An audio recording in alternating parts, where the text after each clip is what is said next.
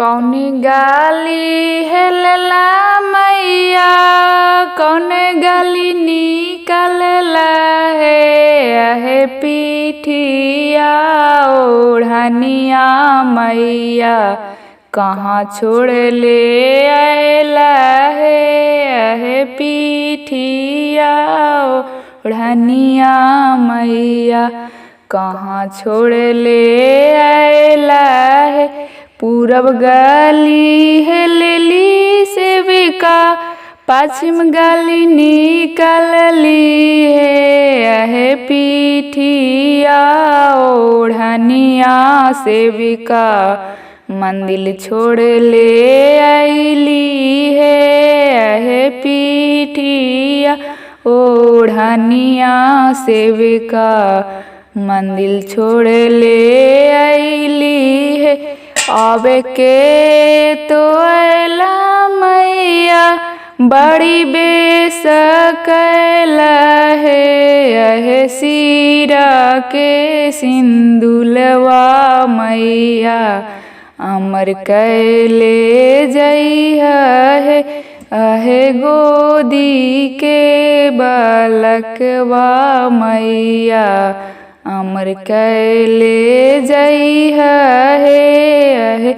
धाना माँ दौलतिया मैया अमर कैले जइहा है।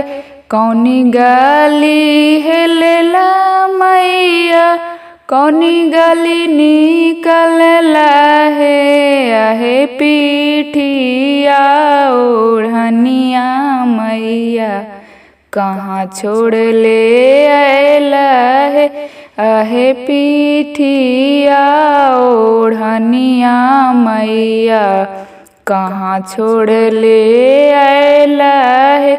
पूरब गाली है लेली सेवका पश्चिम गाली निकलली है पीठिया ओढ़निया सेविका मंदिर छोड़ ले आईली है पीठिया ओढ़निया सेविका मंदिर छोड़ ले आईली है।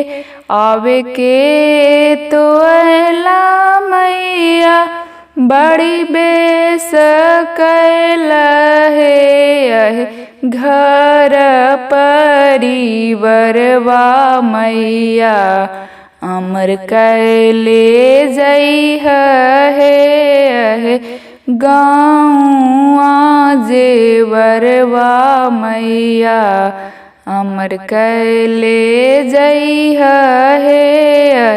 लोग परिवरवा मैया अमर कैले जइहा है।